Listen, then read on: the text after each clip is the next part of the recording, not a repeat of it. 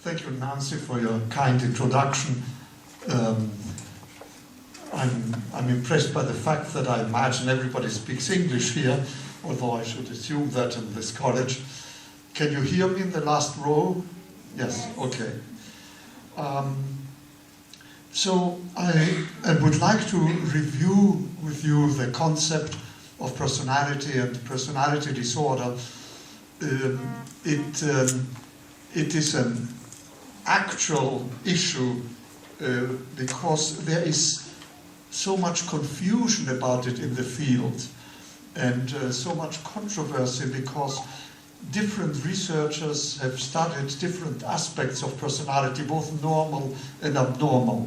And each of them classifies and organizes things according to his own field.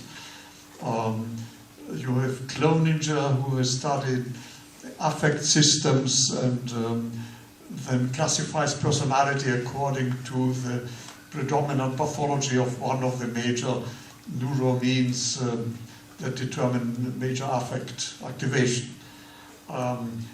You have social psychologists such as Lorna Smith Benjamin, who is interested in the social interactional aspects of personality and organizes it around the concepts of affiliative versus aversive or hostile behavior, dominance and submission, and creates a structure of personality built on the interpersonal functions of it.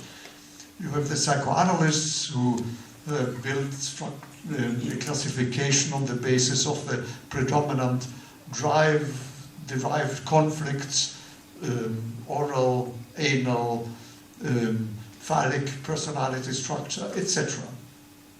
And then, of course, the epidemiologists who study large groups of normal populations, make endless lists of personality traits, about 150, and submit thousands of individuals to them and find out which one, by factor analytic studies, group together and classify personality according to the grouping of personality traits on those tests, on those instruments.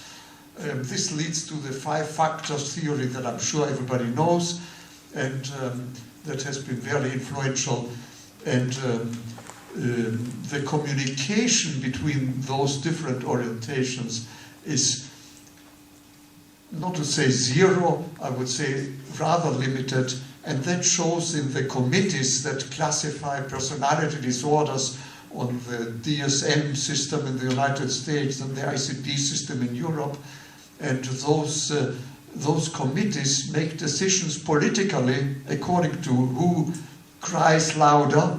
And if you believe that I'm exaggerating, I assure you I'm not, that the discussions are really political influence and not an effort to bring all their acts together. So this is what makes the subject, I would say, almost unnecessarily complicated. I pride myself that in our institute we have been trying to look at the various theories and how to bring them together in the light of the empirical evidence and the clinical evidence. We think it's important to both do empirical studies with a significant number of subjects, but also to look at individual patients intensively over an extended period of time, and that these two sources of knowledge have to come together. And on that basis, over the past 30 years, we developed our own system that I want to summarize to you. I'm not saying that's the best way to define and classify and organize personality structure, but it's one effort to bring together those perspectives. And the basic theory that underlies our work is that personality as a psychological thing is based upon the brain as a physiological thing, and that both brain and psychological structures operate not by individual single functions, but by internal systems.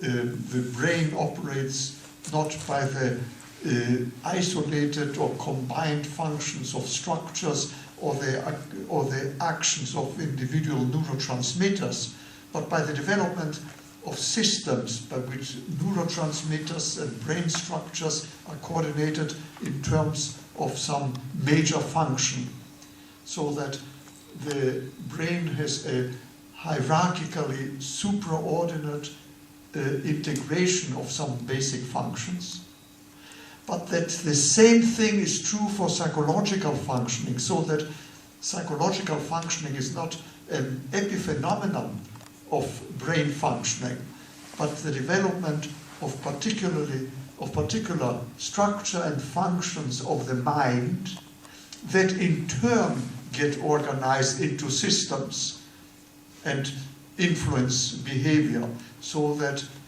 brain systems influence psychological functioning that develops into systems, and finally the combination of them influences behavior. So that we have to think, instead of thinking in a linear way, genetics determine neurobiology, determines behavior, symptoms. We have to think genetics determine neurobiology, which operates in systematic functions that influence psychological development, that in turn organizes at its own level into systems that then influence behavior, and finally permit to analyze that behavior, keeping in mind these two levels of structural functioning. That's the basic idea. I don't think it is very original, but it is dramatic how often it is ignored, and neurobiologists sometimes ignore completely psychological structures, and psychoanalysts ignore the neurobiology. Okay, I'm end of theory, practically, and I want to go to very simple, generally agreed upon concepts that permit to clarify the relation between personality and personality disorders. What do we call personality?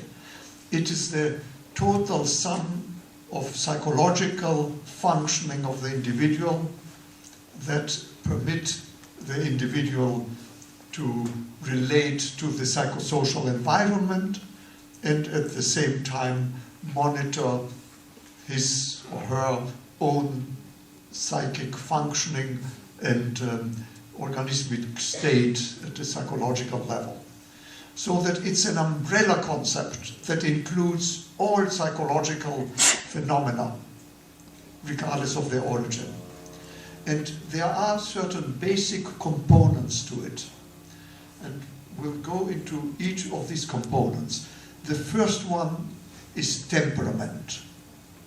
That's the basic structure of the personality. What is temperament? Temperament is the general reactivity of the organism. Affective reactivity, cognitive reactivity, behavioral reactivity. It is genetically determined, constitutionally given, and shows from the moment of birth. Nurses who take care of babies know that babies have personality, by which they mean reactivity, particularly affective reactivity.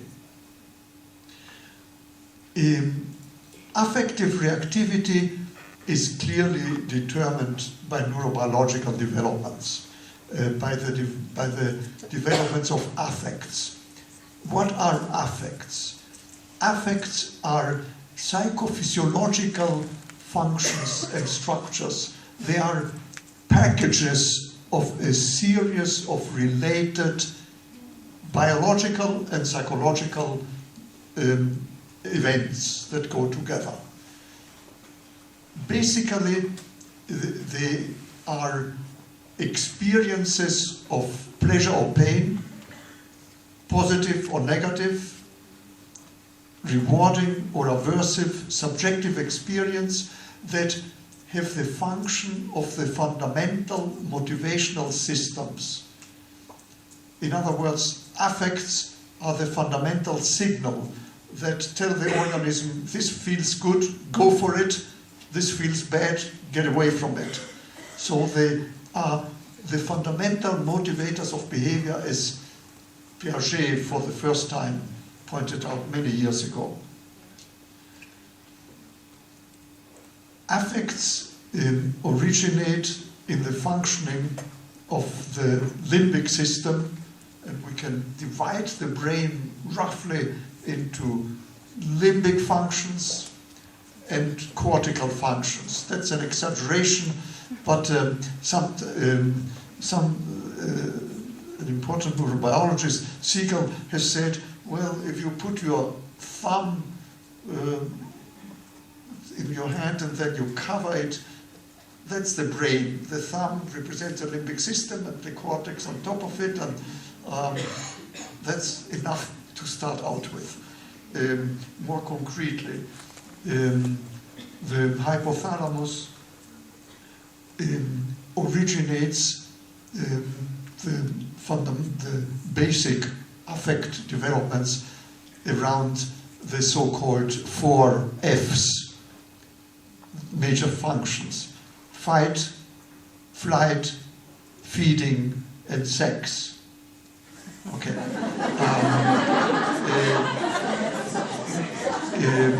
These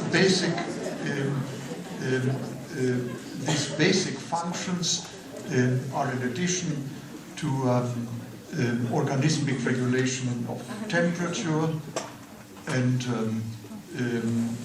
of course feeding function means regulations in terms of affects that determine hunger, thirst.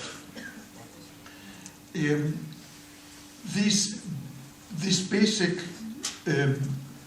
origin then goes into higher levels of the limbic system, and now there is a sharp divide between positive and negative affects.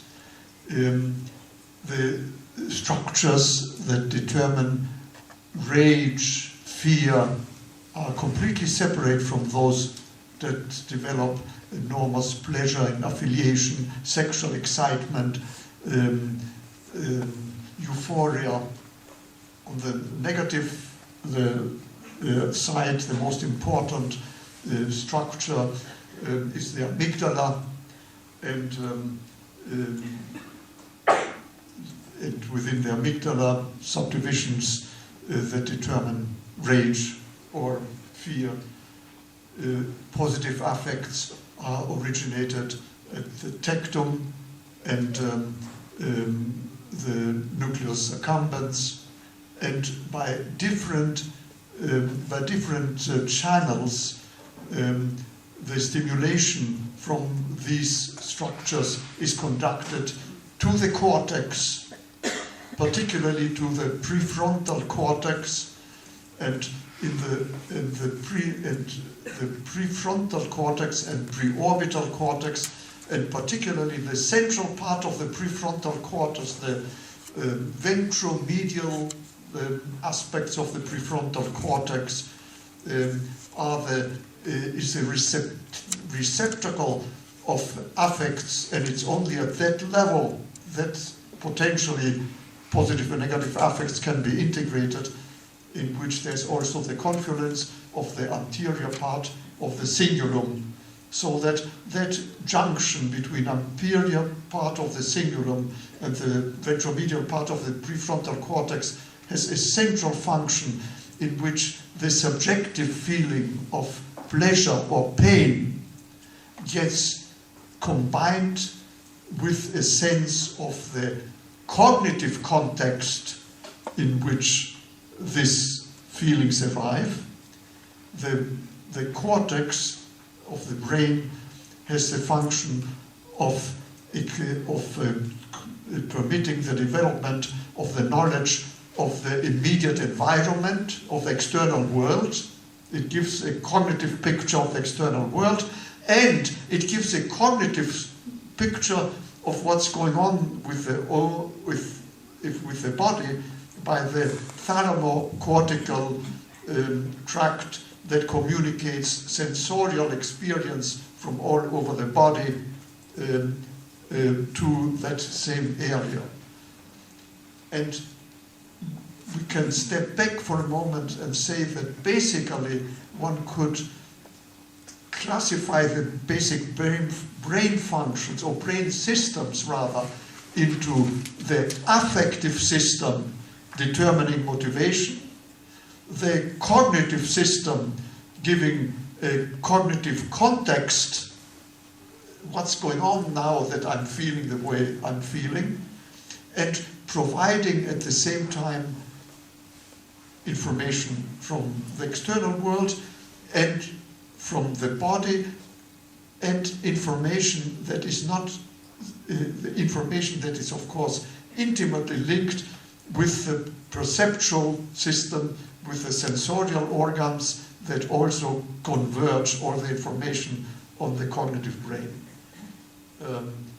You may add to this a very basic function of permitting conscious in contrast to unconscious functioning, and you have the main tasks of the brain: affect, cognition, perception of external reality, and of the reality of the body. So, first component of the personality are affects that are constituted therefore by a subjective experience, specific for each of the basic affects of rage, fear, disgust, euphoria, alertness, and sexual excitement that is usually left out of basic affects, and that has cultural implications, not scientific blindness. And at the same time, that subjective experience combined with a cognitive framing derived, as I mentioned, that central point of the prefrontal cortex, a specific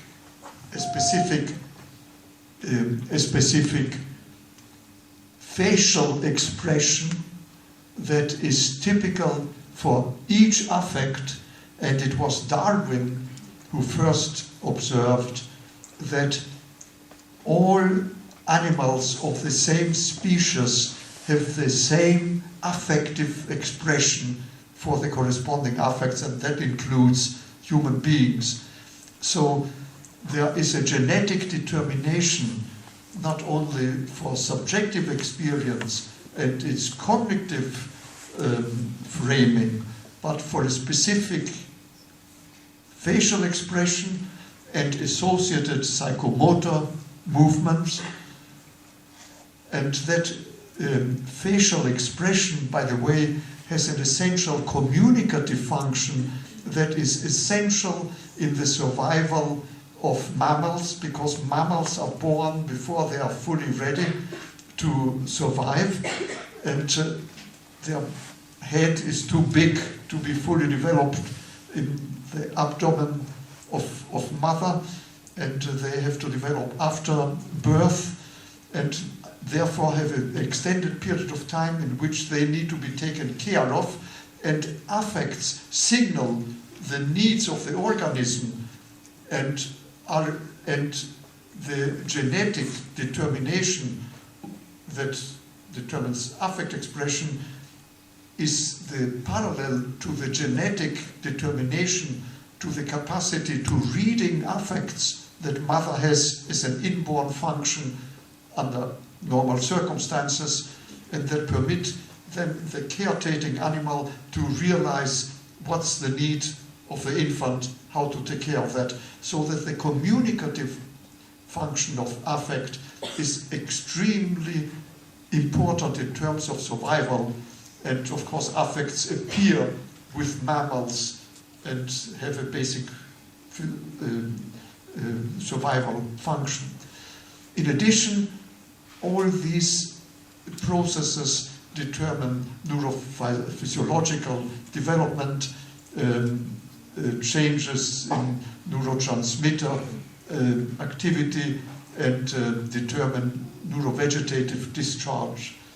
So subjective experience, facial expression, cognitive implication, communicative function, and finally the establishment of affective memory, so that the concrete experience under affective interactions is stored and permits the development of knowledge of expectable reaction of the environment.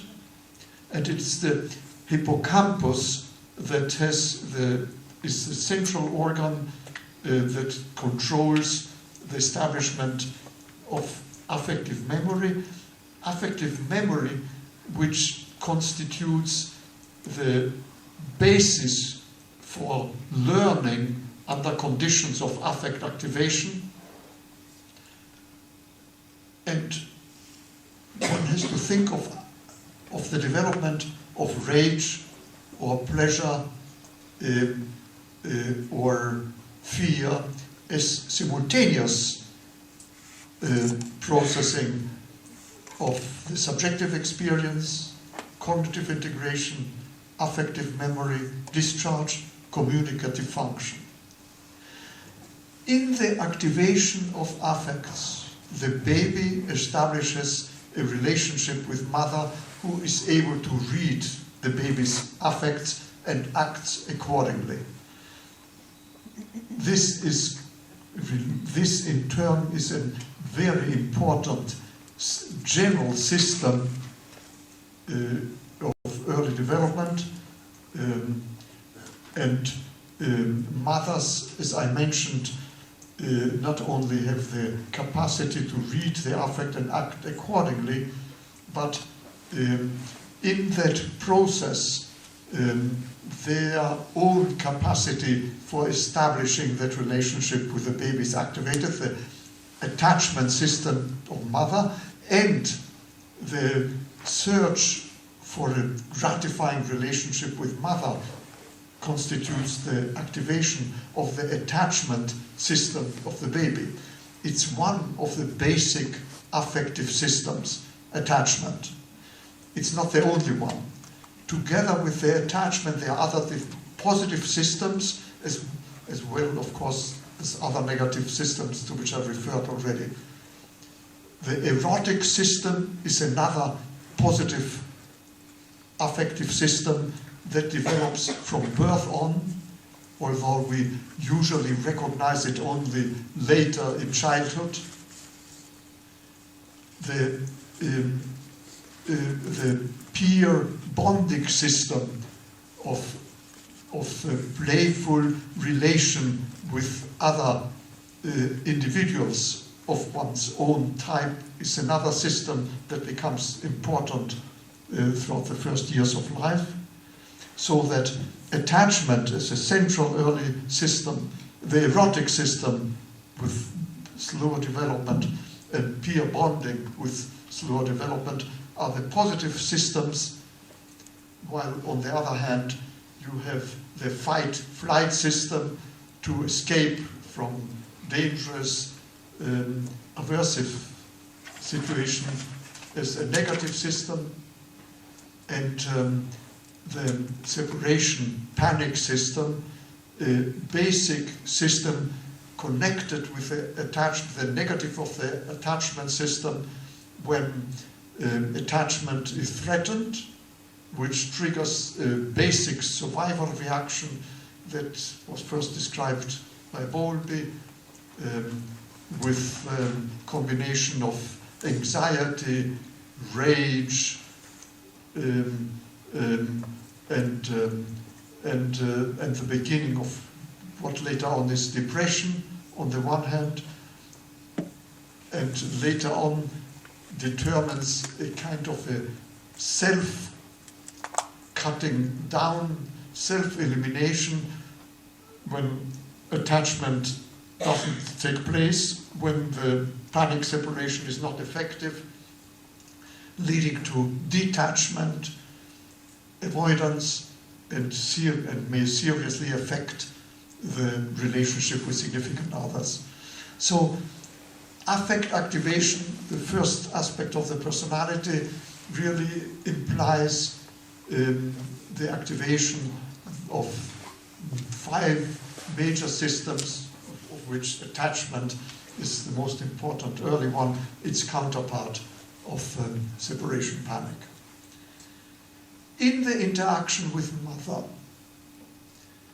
the affective memory of that interaction contains from the beginning a perception, a perception of the self-experience, the experience of mother in the most primitive cognitive perception of her presence in the outside world.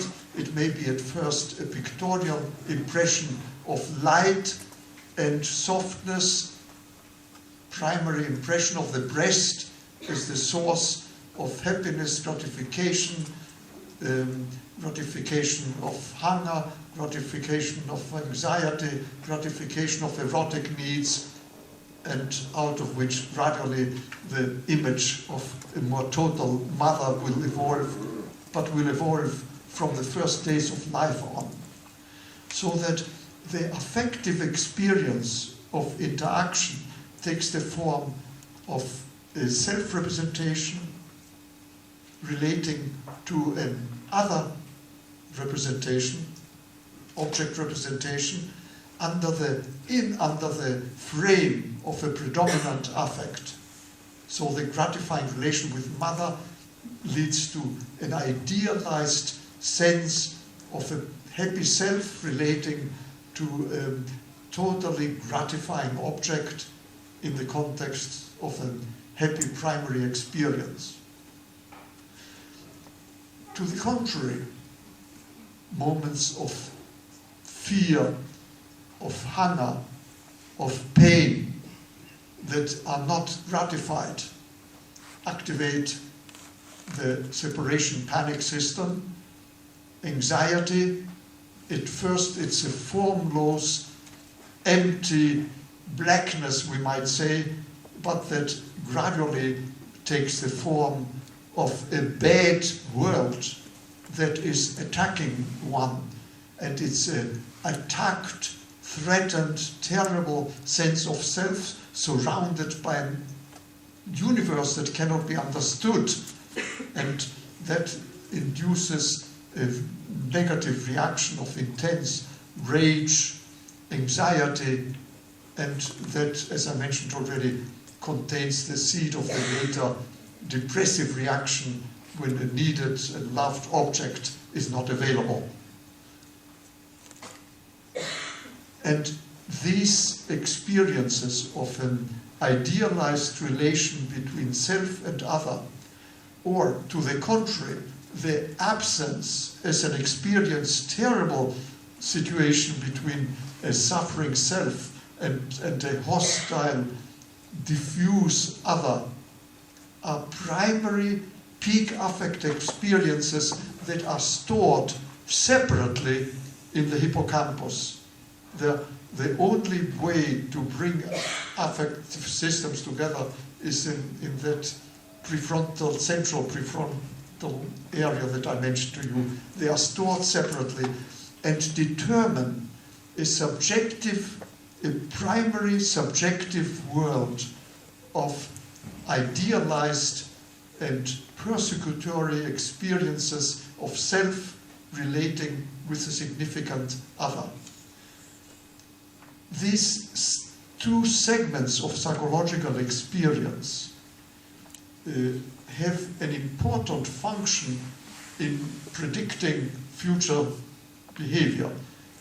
The affective memory of good experiences determines behavior patterns tending to bring up again to bring out new experiences of the same kind. Gradually, all frustrating experiences bring about the memory of dangerous, frustrating experiences that have to be avoided. Pain, darkness, hunger come together in a bad experience of an hostile world, in sharp contrast to the gratification of the normal relationship, mother's breast, mother, light, physical contact, sensorial gratification.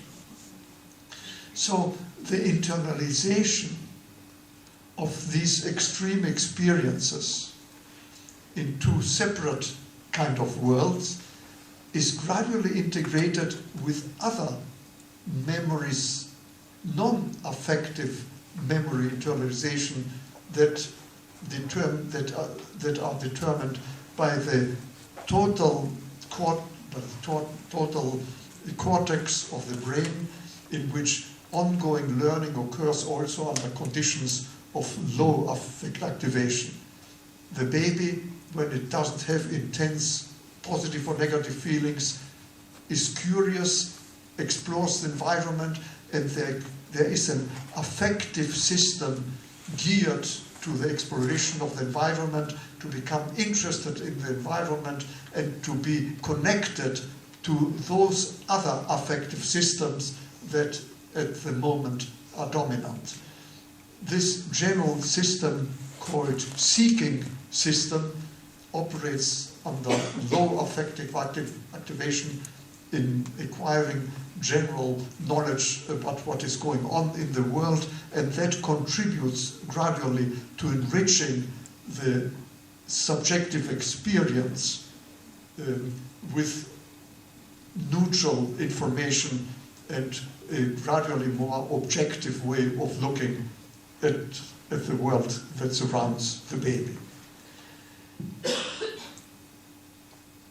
This internalization of significant experiences from birth on, of self-representation, object representation systems, determines then behavior patterns in which the internalization of such relationship, what we call internalization of early object relation, determines models of behavior in terms of attachment theory. The affective memory of early experiences become models, internal models of behavior in terms of psychoanalytic object relations theory, become internalized object relations that then determine habitual ways of interacting with the environment in terms of one's own experience that we call character, the second major component of the personality. Character is the dynamic integration of habitual behavior patterns that is established from birth on, gradually throughout the early years, and one might say that character is the product of the interaction between temperament and object relations, their internalization as affective object relations, their determination of such behavior patterns. So character is the product of interaction between temperament and the internalized interaction with the environment. The development of character as objective behavior goes hand in hand with the subjective development of a gradual integration of these opposite segments of early experience that I referred to before, and now they are being sorted out in terms of a sense of permanent aspect of the self, the integration of a subjective experience of permanence of self, and the integration of the experience of significant others that gradually sort themselves out as more permanent representation of significant others that become more and more realistic. So that the self-representations, at first of an ideal kind and a terrible kind, and the realistic one under moments of calmness, gradually are integrated into an integrated concept of self.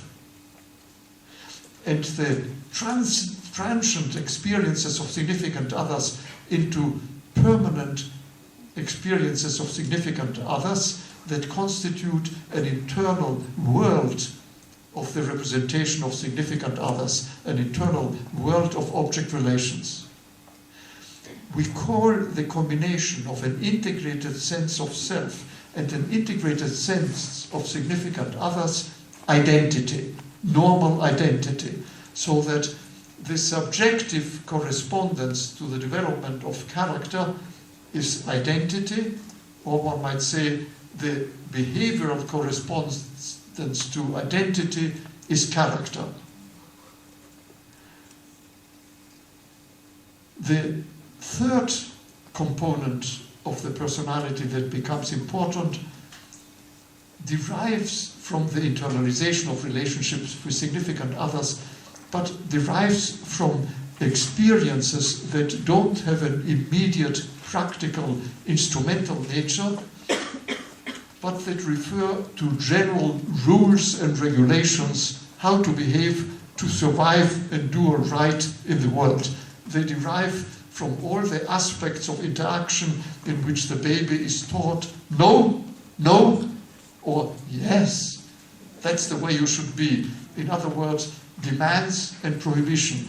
And an internalized world of demands on prohibition builds up gradually as an internalized structure of ethical demands on prohibition that in psychoanalytic language is called the superego, and that has an extremely important function in permitting the orientation in the psychosocial world at large, has practical importance in that failure in the development of that segment of the personality is the prognostically most important indicator in the treatment of severe personality disorders.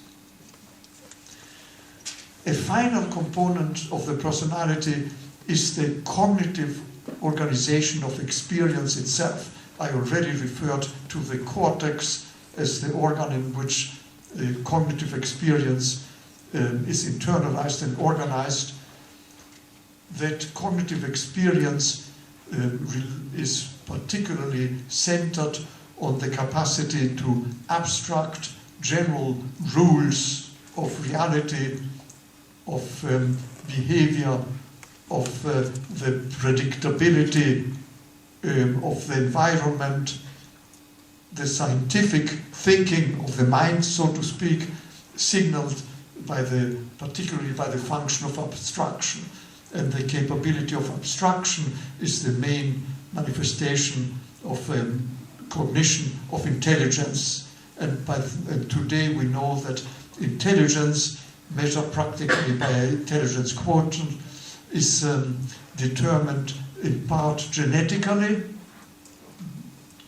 which genetic determination of the development of the cortex, and in part culturally, in that the cognitive stimulation by the environment, especially in the first few years of life, the first 5 or 6 years of life, is a crucial contributor to the development of intelligent, of cognitive functioning. So it's a combined genetic, constitutional, and psychosocially determined structure. The cortex is also the seat of consciousness. In other words, the capacity of conscious self-reflection, conscious aspects of memory. But it's important to keep in mind that the earliest patterns of interaction, their internalization, their transformation in habitual behavior patterns occurs unconsciously, is an instrumental form of learning that does not reach consciousness or only indirectly later on, while later experiences reach consciousness. The normal brain, the normal cortex functions unconsciously as well as consciously at all times. 2/5 of our cortex is occupied with conscious thinking. 3/5 operate unconsciously. Practical implication. If we have a simple problem, we resolve it consciously. If it's extremely complicated and we can't solve it, sometimes we're saying, I have to sleep it over.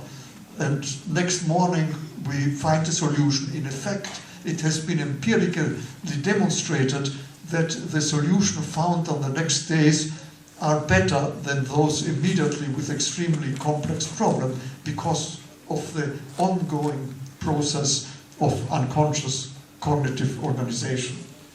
So, in short, temperament, character, identity, internal ethical system, and intelligence are the components of the personality. The internalization of object relations in the sense of those units, dynamic units of self-representation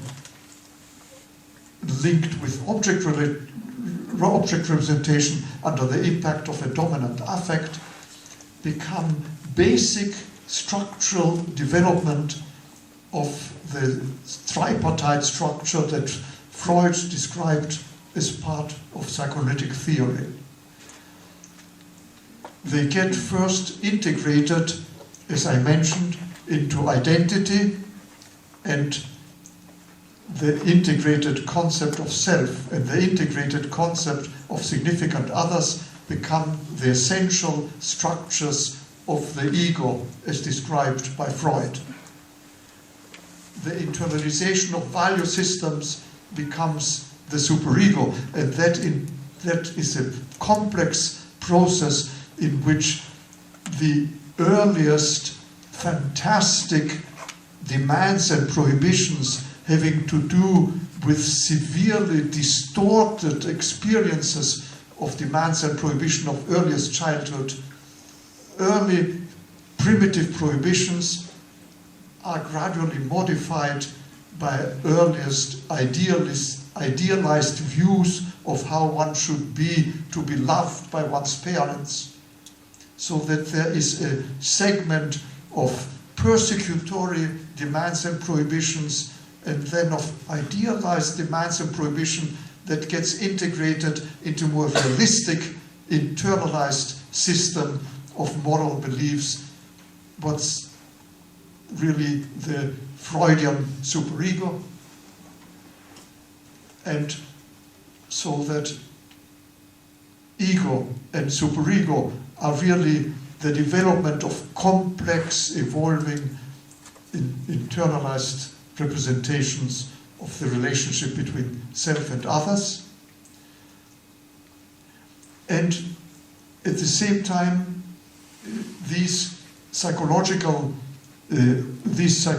structures, ego and superego, determine a gradual development of an elimination from consciousness of experience, of basic threatening experiences that are of such threatening and dangerous kind that they cannot be tolerated as part of one's patrimony of acceptable behaviors, so that extremely unacceptable, aggressively tinged experiences and extremely unacceptable sexually tinged experiences are repressed, and they become what in Freudian language is called the id, or the dynamic unconscious. So the dynamic unconscious are really repressed, internalized relations between self and other under the impact of, within the frame of unacceptable, extremely aggressive or intolerable sexual experiences. how does the normal personality look like? What do we call normality? There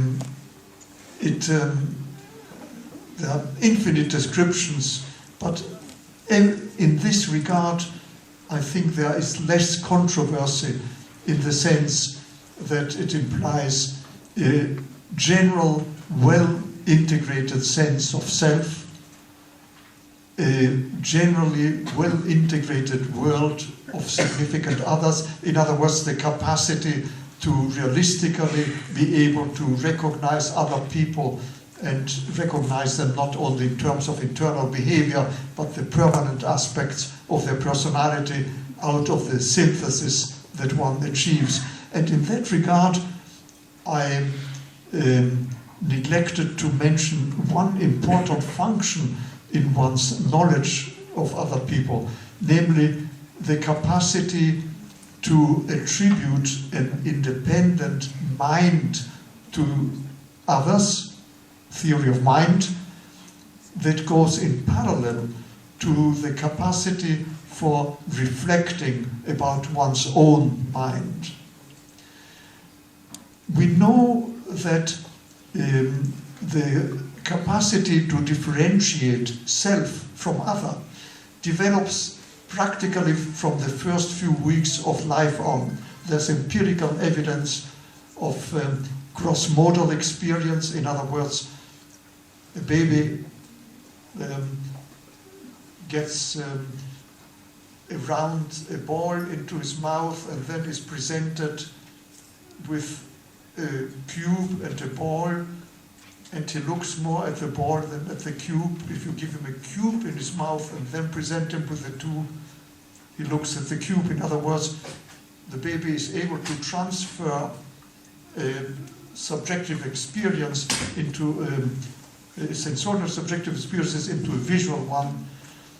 The baby is able to recognize mother's voice and to differentiate mother from other subjects from the earliest days and weeks of life on. So we know that the capacity to differentiate self from other is very, very premature. The capacity to assume that other people have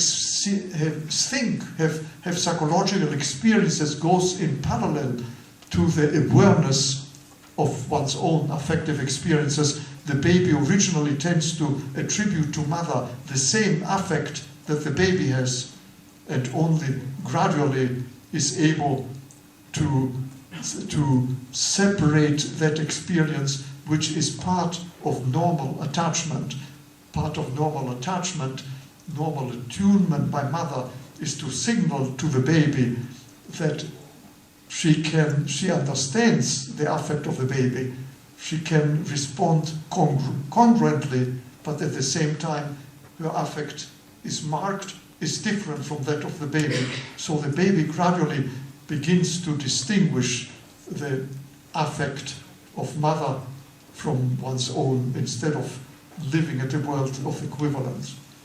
And at a certain point, children become aware that others may have faulty thinking because they don't have all the evidence that the child has for deciding what reality is.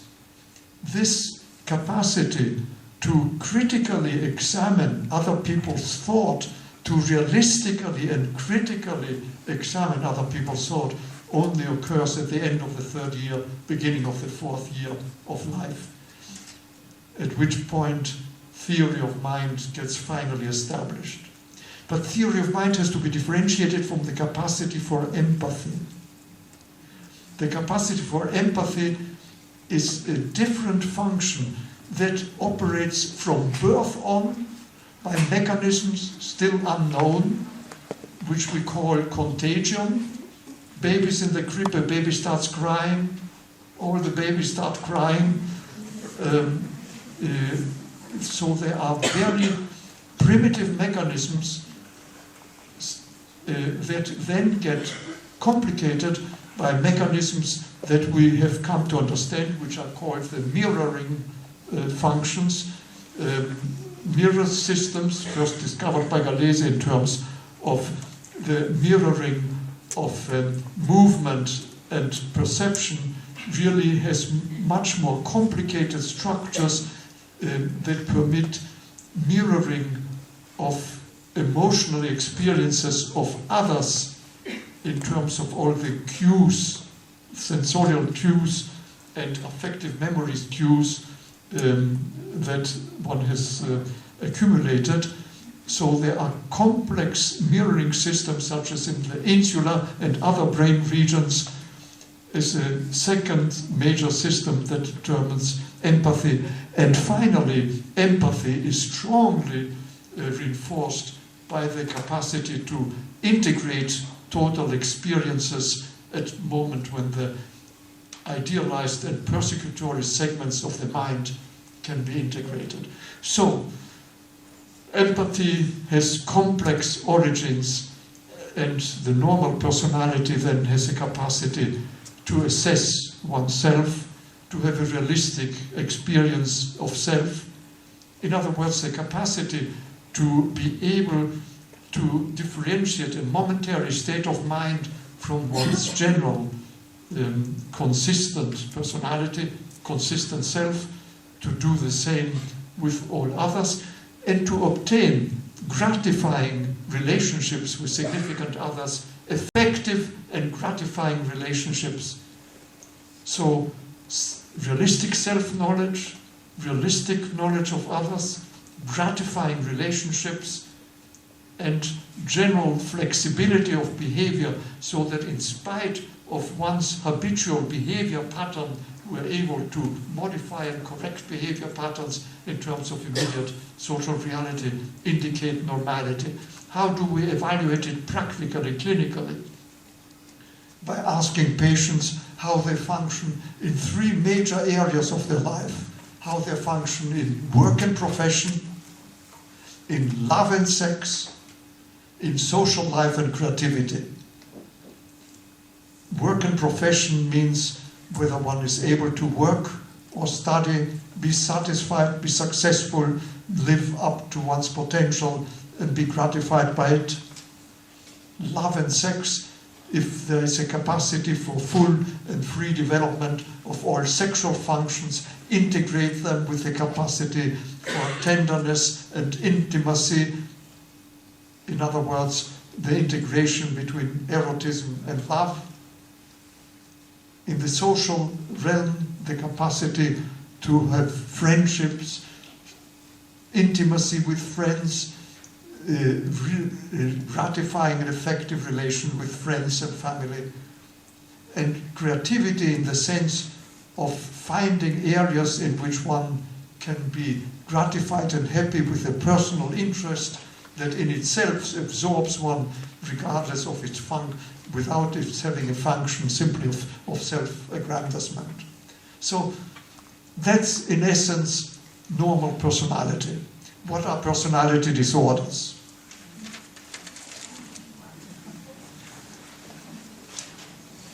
Personality disorders are inhibitions, limitations in that capacity of functioning. They show in the rigidity of character patterns. The most important symptom of personality disorders are rigidity of habitual behavior pattern. That means that the individual has what we call pathological character traits, meaning certain patterns of behavior that are employed when they are functional and when they are not. They're like an old shoe that has to be resorted to again and again, limiting the capacity of adaptation, both in work and love and social life, in all the major, and creativity in the major areas that I refer to. Those rigidities can be classified into three types. Inhibitions, in the sense that there are rigidities in which some normal functions are curtailed. An individual can develop normal sexual behavior, except as incapacity to have sexual relations with a person that individual loves. An individual can speak freely except in a group situation in which we can't speak up. Infinite forms of inhibitory character traits. A second type of character traits are so-called reaction formation or reactive character traits, in which the opposite of conflictual, of feared behavior determines exaggerated behavior. A person defends against sexual impulses by becoming pseudo-hypersexual. Exhibitionism as a defense against underlying fearfulness about sexuality. An excessive friendliness as a defense against aggressive impulses typical for obsessive-compulsive personalities. So we have inhibitory traits, reaction formation, and chaotic combination of both that are typical of the more severe personality disorders, where the individual oscillates between opposite aspects of rigid traits.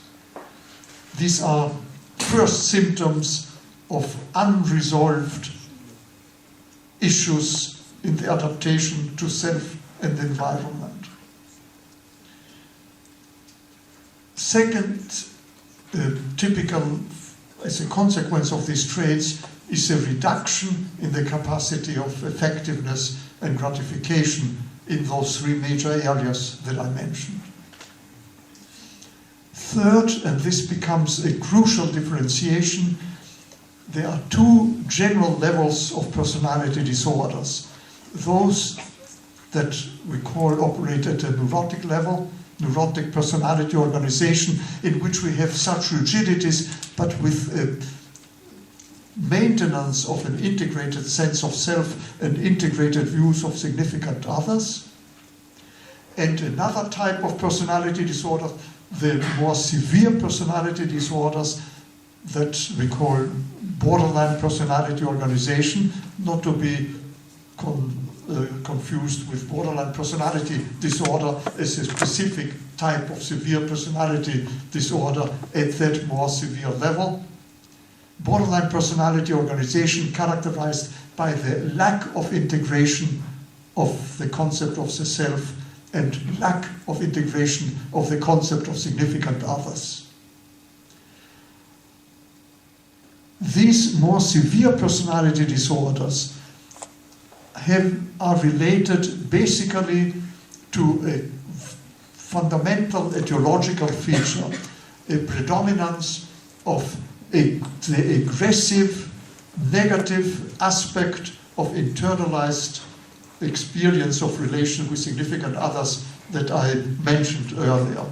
In other words, the normal integration between an idealized and a persecutory segment of experience cannot occur because there has been such a predominance of the development of a negative experience of relation between self and others that there is a fear that any effort of integration will mean swamping psychic experience with negative experiences of self and others and create an impossible world. And in order to survive, there is a need for keeping separate an idealized segment of view of self and of significant others as a protection against the potential for the opposite.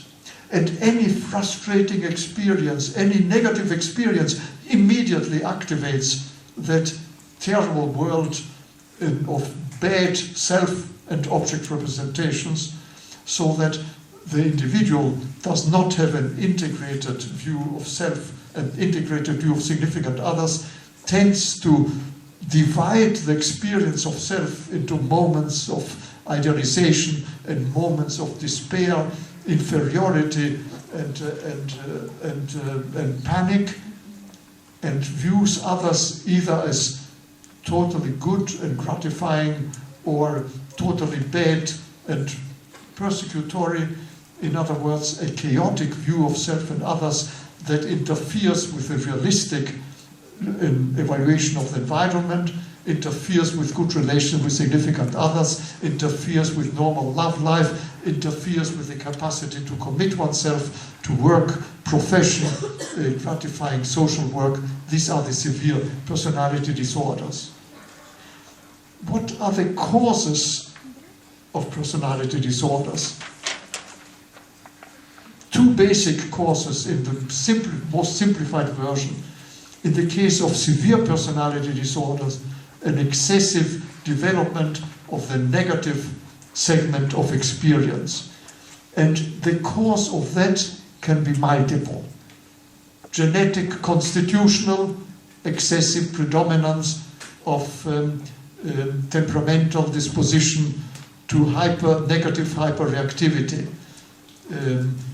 deficit in the serotonergic affective system that normally has a function of calming down negative experiences, determining negative hyperreactivity. Pathological attachment experiences in which mother's functioning of normal attunement fails. She reacts to the infant's anxiety with anxiety of her own that amplifies the anxious experience of the infant and does not permit to calm that down.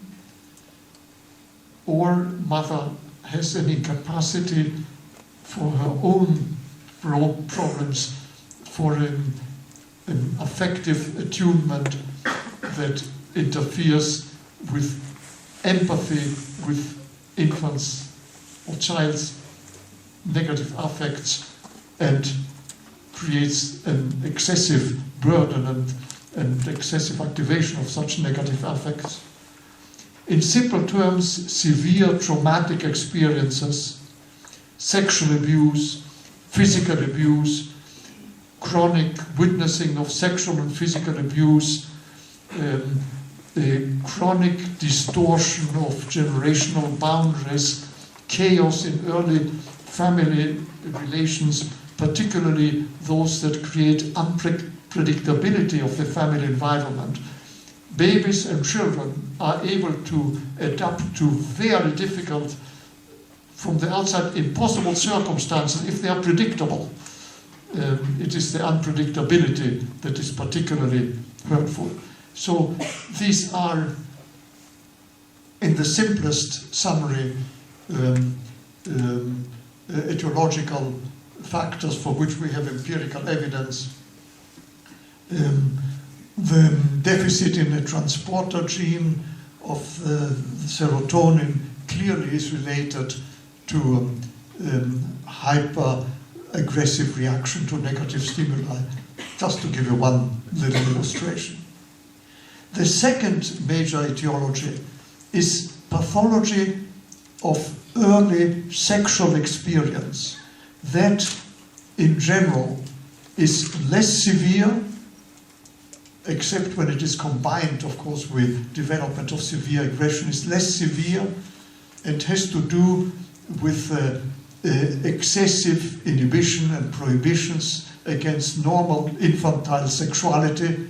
I mentioned that the erotic system functions from infancy on, is expressed in childhood sexuality, is expressed in masturbatory behavior and in sexual fantasy, and excessive prohibition against sexuality, particularly against the activation of erotic feelings within the family circle, determine what Freud designed as Oedipal conflictuality, and is a dominant etiology of the less severe personality disorders, the higher level one that I called neurotic personality organization.